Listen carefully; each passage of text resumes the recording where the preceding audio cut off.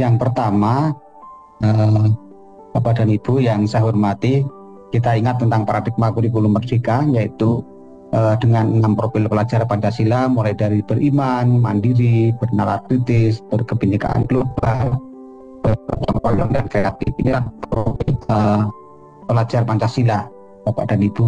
Dan bagaimana kita mendidik siswa kita untuk belajar, ya, bagaimana mereka belajar, ya, mengajar bagaimana mereka belajar, teach how to learn, sehingga mereka terbentuk menjadi pelajar Pancasila yang menekankan bisa belajar sepanjang hayat.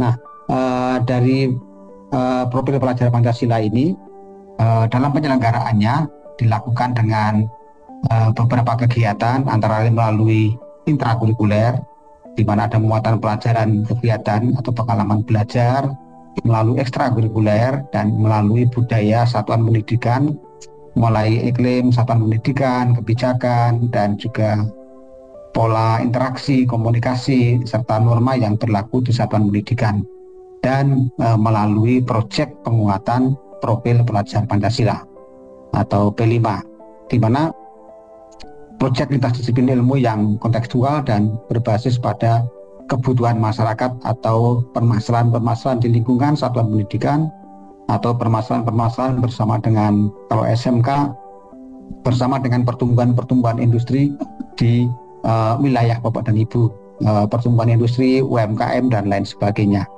Nah, kemudian kalau kita lihat dari strukturnya, tema-tema itu mulai dari kelas 10, 11, 12, ya, itu jumlah jam pelajarannya, kemudian jumlah tema-tema yang akan diimplementasikan. Ya, namun yang perlu kita juga persiapkan betul terhadap tema-tema ini, bagaimana penyelenggaraan proyek ini bukan merupakan mata pelajaran yang diajarkan tentang gaya hidup berkelanjutan, ya, tetapi tema-tema ini yang dalam bentuk proyek, ya, proyek yang meliputi gaya hidup berkelanjutan. Apa ya proyek-proyek gaya hidup berkelanjutan?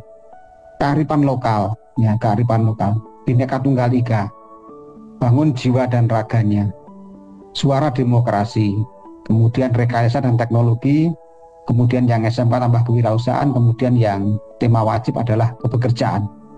Jadi anak-anak bisa diajak untuk melakukan proyek-proyek terkait dengan kepekerjaan, budaya kerja, sikap kerja, dan juga etika-etika kerja, sehingga mereka bisa menyimpulkan dalam mengisi kepekerjaan itu apa saja yang harus mereka lakukan. Itu menjadi sebuah kesadaran sendiri, sehingga Bapak dan Ibu melalui tema-tema ini bisa kita wujudkan, ya, proyek-proyek yang menyasar, mendorong anak-anak kita untuk lebih peka terhadap kehidupan sehari-hari dan akan membentuk karakter mereka.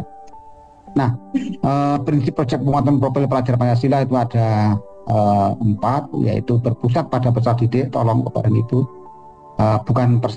bukan berpusat pada guru, tapi berpusat pada peserta didik. Kemudian kontekstual, melihat konteks yang ada di lingkungannya. Jangan copy paste dari tempat-tempat lain yang, apalagi kota desa yang berbeda-beda.